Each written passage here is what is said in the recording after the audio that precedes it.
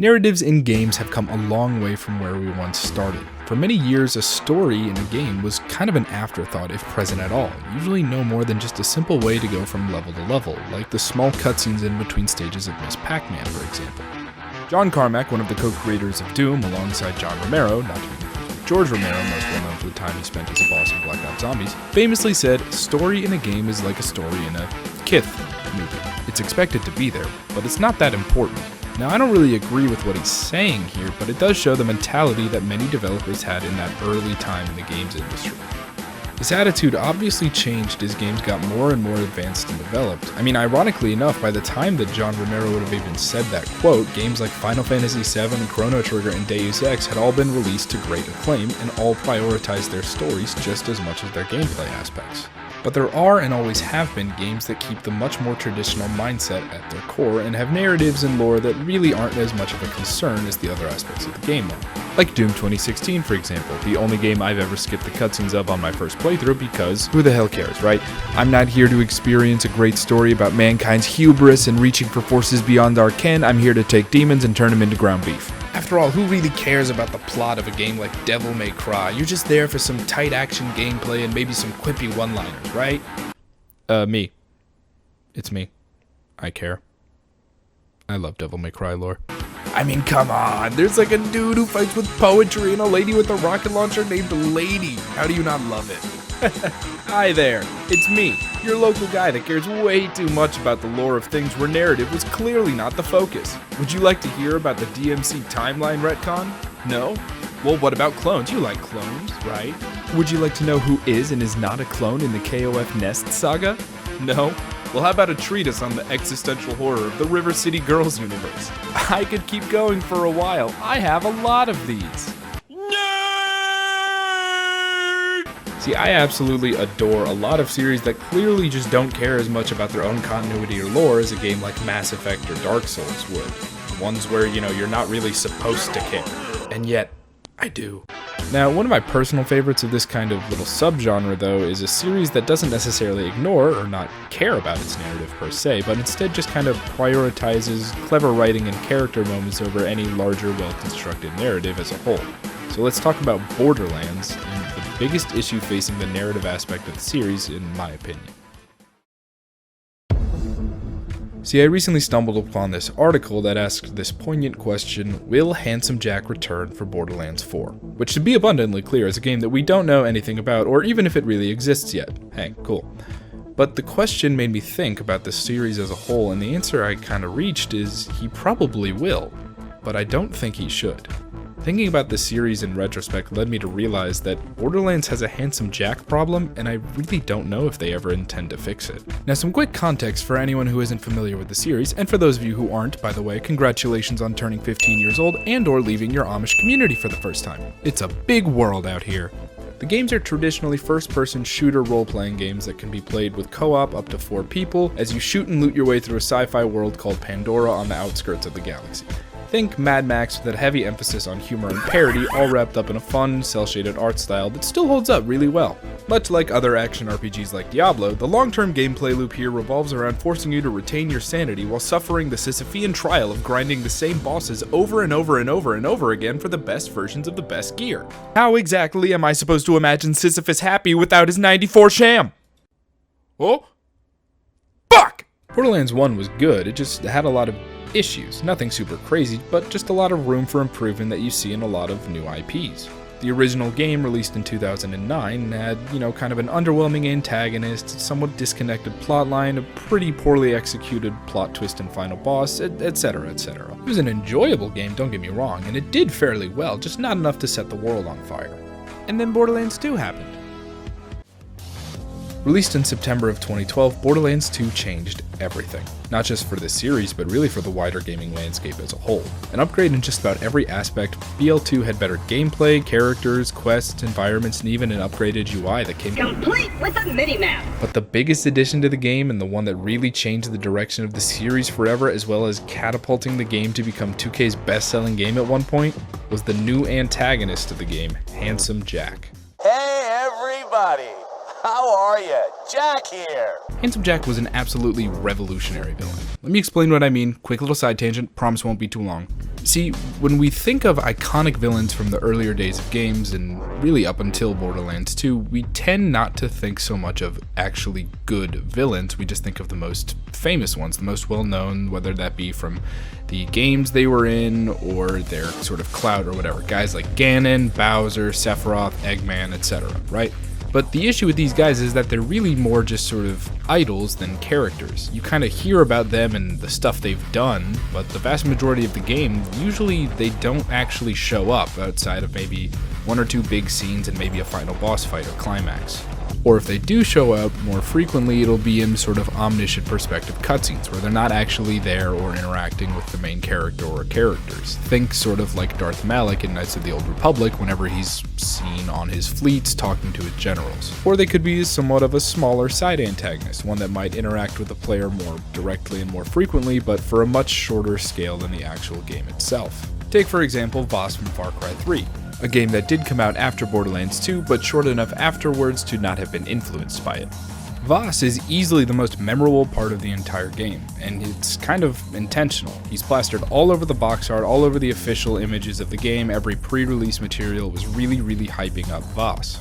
Everything around that game was shaped to really promote him first and foremost, that the real legacy of Far Cry 3 is Voss. When you think of Far Cry 3, you don't think of Jason Brody or his friends or the weird detached co-op campaign. You think of Voss climbing radio towers and liberating outposts, just as Ubisoft wanted. But Voss isn't even the main antagonist of the game. He's just one of the lackeys of the main big bad guy. And can you even remember that guy's name or anything that he does? I'll give you 3 seconds to think about it.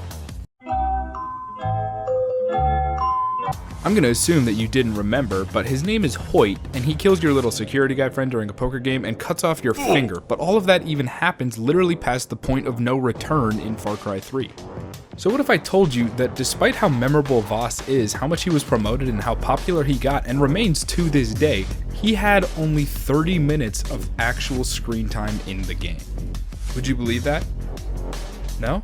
Good, because that's a lie. He actually has 15 minutes of screen time, and some of that is literally just recordings of him talking to other people. This video will be longer than Voss's actual contribution to Far Cry 3. He has almost double that length in the fucking Far Cry 6 DLC that he's in. And don't get me wrong, I love Voss. Michael Mondo fucking killed it, and he's definitely one of the best parts of that game, but him and other villains like him simply just don't feel like normal characters because they don't get the same characterization. And there's not really anything wrong with this per se. A lot of games with very fantastic narratives and narrative direction don't really focus on characterizing their villains like that, like Final Fantasy VII and really most Naughty Dog games up until they very suddenly did. And Handsome Jack was the first major villain to really break this mold. See, quick little side tangent over. What did I tell you? 3-minute adventure, in and out. And the reason for this is exceedingly simple, because Handsome Jack is not just a Borderlands villain, he is first and foremost a Borderlands character. He gets the exact same treatment as every other character in the game. He gets all of the funny lines and the good character writing. Honestly, probably both more in quantity and quality than really just about anyone else. But most importantly, the real revolutionary concept here with Jack was that he was ever present. Borderlands has almost no cutscenes outside of quick boss/character intros. Everyone talks over this sort of radio called the Echo Net, so you can just run around and shoot stuff or get tasks done while they talk instead of waiting for them to shut up or being stuck in a cutscene. And Jack is no exception. He's one of the first voices you will hear in the game, and from that point on, he speaks directly to you constantly. He taunts you, he throws obstacles at you, he makes fun of you, he even gives you a couple of side quests, though to be fair, one of them is paying you to kill yourself. Oh well. He is just as much of a main character as Lilith or Roland or anyone else in the entire game is, and somehow despite all of that, he was listed as the #2 villain of the year in Game Informer's 2012 in review issue behind the fucking guy from Black Ops 2. That's right, I remember, Game Informer. You thought I would have forgotten, but as established, I remember things that don't matter. I don't want to make any assumptions here, but maybe if they had put him at the top of the list like he deserved, Game Informer would still be around. Just a thought. God, I miss you, Game Informer. Anyway, Jack was also given a gigantic presence in the game, literally and figuratively. Everywhere in the world has been shaped by him and his hyper-capitalistic fascist parody, whether it is the Hyperion-built city of opportunity filled to the brim with propaganda and Hyperion machines, to areas from the first game that have been corrupted and destroyed by his mining operations like the Era Nexus. Jack's effect on Pandora can be felt everywhere in the game. He even gets backstories fleshed out through various conversations and side quests from other side characters. You learn that he's one of Moxie's numerous ex-husbands, he's dating the sheriff of Lynchwood, he personally discontinued the Claptrap line because he thought they were annoying, and so much more. Handsome Jack is the biggest and best part of Borderlands 2, and the problem was that he kinda went too far, and now he simply will not go away. I mentioned earlier that Borderlands 2 was a massive success for both the developer Gearbox and the publisher 2K, and this unprecedented level of success gave both parties newfound confidence in the series, leading to a huge expansion of the series throughout the 2010s after Borderlands 2's release. Now, to be completely honest, most of these attempts to branch out into other mediums were, let's say, unsuccessful, and honestly, I don't think the upcoming movie with Kevin Hart as Roland is really going to change everything. I'm sorry, Oscar award-winning actress Jamie Lee Curtis, I promise it is not your fault. But the acclaim of Handsome Jack and Borderlands 2 has led Gearbox to have a kung fu action grip on the character, and they simply will not let him go. To be totally clear, spoiler alert for Borderlands 2 here, you kill Handsome Jack at the end, he's like dead.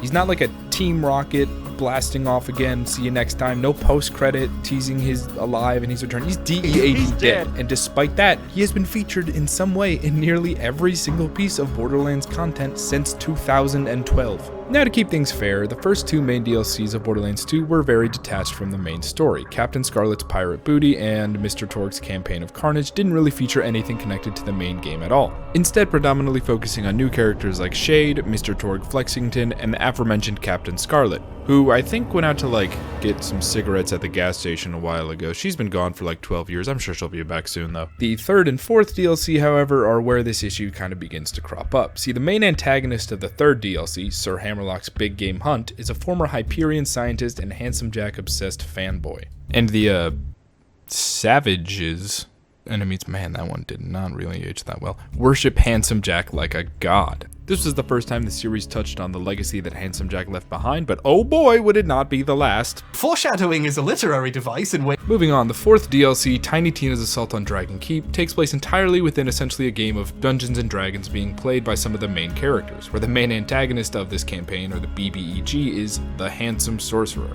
And interestingly enough, this actually treats Jack closer to how previous games would be expected to use their villains, much more kinda in the background and only showing up a couple times, though this is no doubt just mainly due to it being a much smaller DLC. But nevertheless, he is used again in much the same role, with the purpose being really here to show how Tiny Tina is picturing and dealing with the events of Borderlands 2, specifically the death of Roland, which honestly is very touching and very well done aspect. So after Borderlands 2 is done and dusted, what happens next? Borderlands 3? Ha, no. See, Gearbox decided to learn from their buddies over at Kingdom Hearts and just release a bunch of other crap before a third game. Now, next up was Borderlands the Pre-Sequel, a game with a fun name that I won't lie, I forgot existed until I was literally typing this script out. The game takes place in between the first and second game. Get it? Like pre the sequel, whatever. And wouldn't you know it, it tells the rise of Handsome Jack from a piteous little code monkey to becoming the CEO of Hyperion that we know and loathe. You could even play as Handsome Jack's doppelganger, that was a class. I think there were other things in the game. I don't remember, and neither do you. Now, in all seriousness, the pre-sequel wasn't actually that bad, it just kind of felt like more Borderlands 2, but at an overall lower quality. There was no real development in gameplay or anything, unless you count butt slams, and it was made by 2K Australia, so all the new characters were Australian, which was kind of funny. Remember Janie Springs? Sure you do. Waltzing Matilda! Waltzing Matilda! The game is told entirely as a flashback and really just serves as a puff piece on Handsome Jack, who is, and I cannot stress this enough, already dead. The game then goes on to end on a cliffhanger which has only now been followed up on 11 years later with the reveal trailer of Borderlands 4, and then it has a bunch of small things that kind of act as bridges between Borderlands 1 and 2, but also at the same time end up contradicting or retconning it. I think this was just a very strange time for all involved. Next up was Tales from the Borderlands, a spin-off Telltale. Remember them? Game that follows two protagonists, Reese and Fiona. Fiona is a Pandoran con artist and thief, and Reese is a plot device used to show the fallout of Handsome Jack's death on the Hyperion Corporation. Reese predominantly serves as a means to explore Handsome Jack's legacy from inside of Hyperion itself, and at the end of the first episode he gets Handsome Jack's consciousness uploaded into his fucking head, and from there on out, Handsome Jack becomes a main character yet again, now just as a sort of ghost version that only Reese can see. Though to be fair, Jack was actually removed from from Reese's head at the end of episode 3. And just kidding, no, he fucking wasn't. Of course not. Jack instead becomes the main focus of the plot and ends up stealing the limelight over the game's actual protagonists, who were voiced by Troy Baker and Laura fucking Bailey.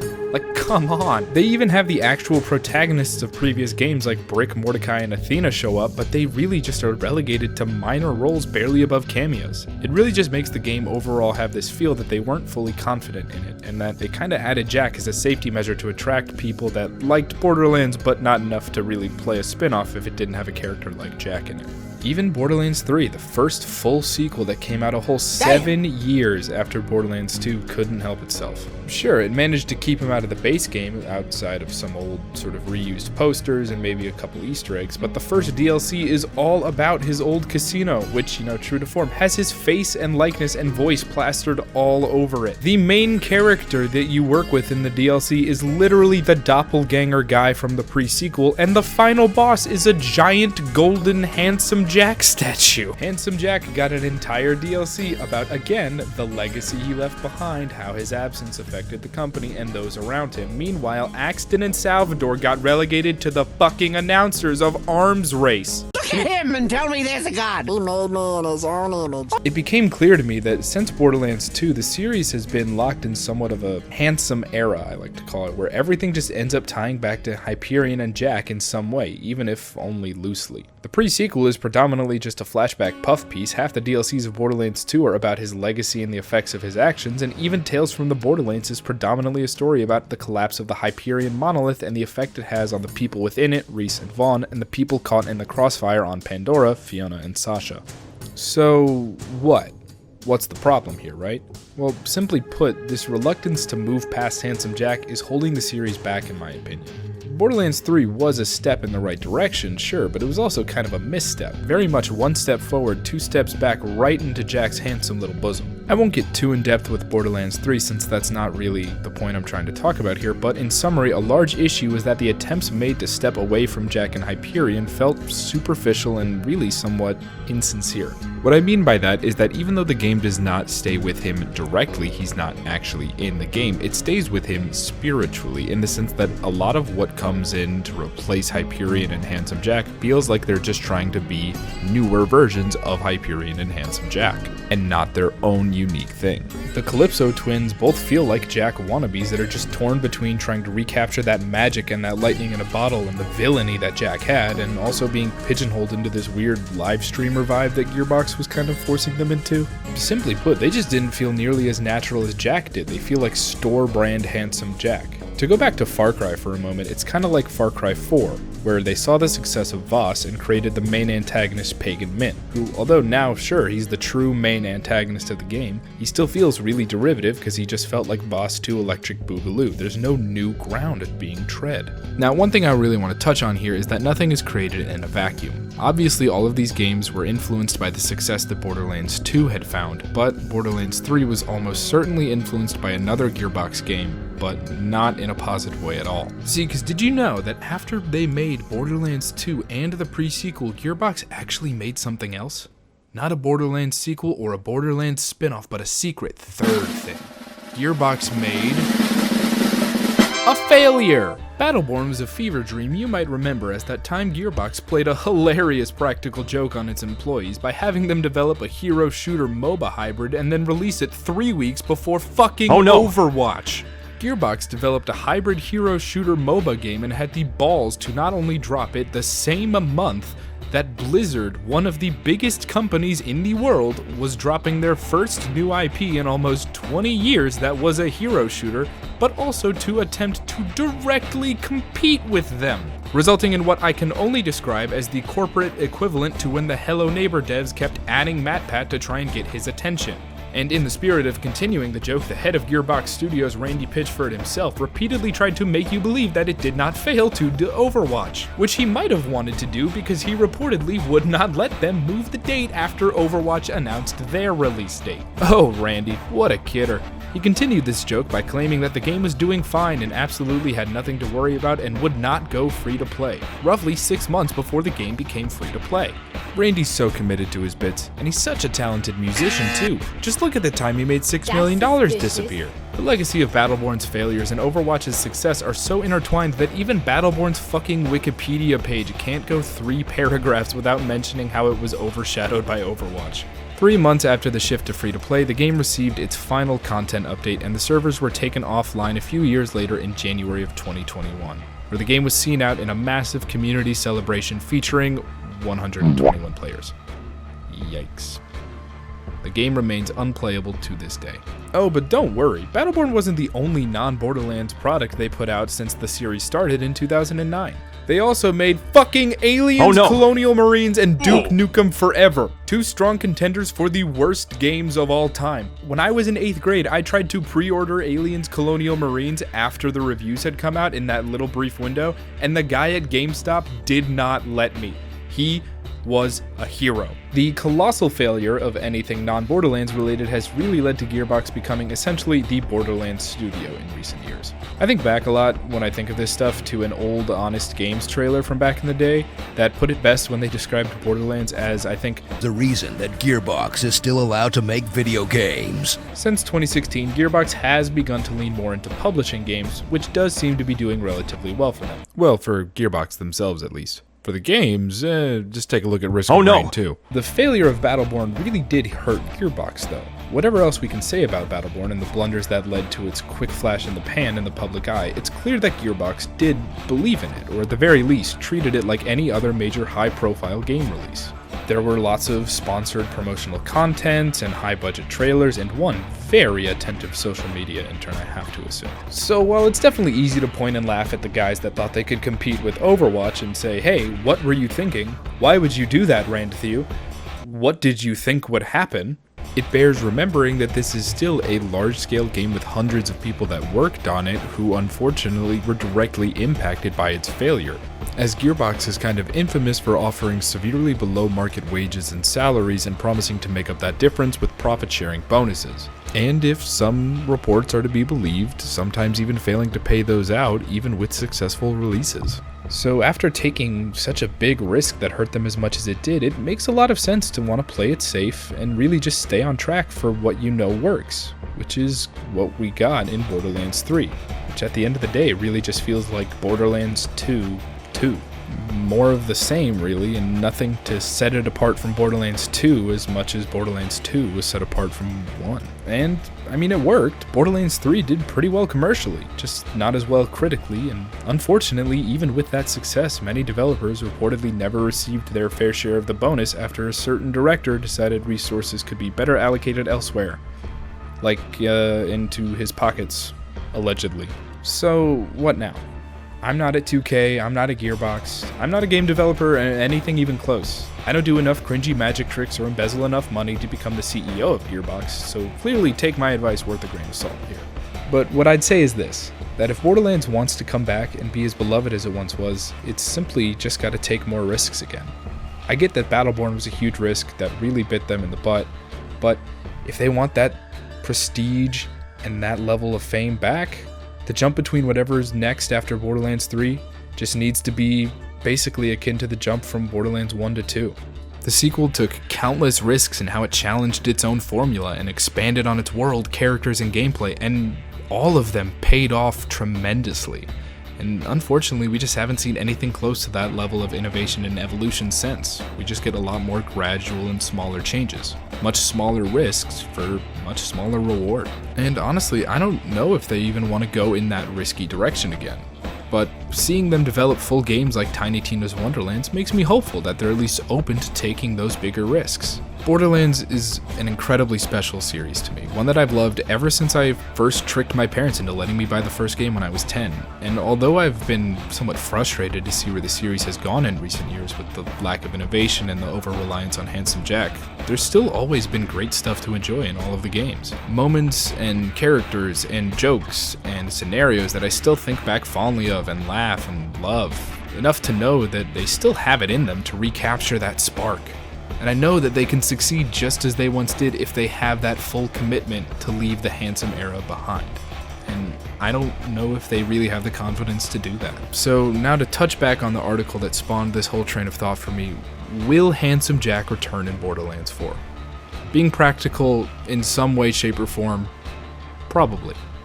But should he return? Honestly, I don't think so. I think it's time that we let sleeping skags lie and move on to bigger and brighter opportunities. Thanks for watching.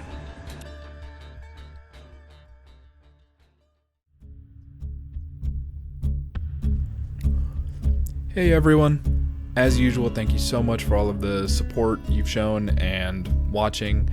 I just wanted to come in at the end here with a little kind of asterisk to address if you noticed maybe during the video some of it doesn't really match up in terms of what I'm saying, like timeline wise, stuff with like Borderlands 4 not being unveiled and all that, and that's just because I made like 90% of this video like I think like 18 months or maybe even 2 years ago, and then just kind of sat on it and didn't finish it until right now for no reason.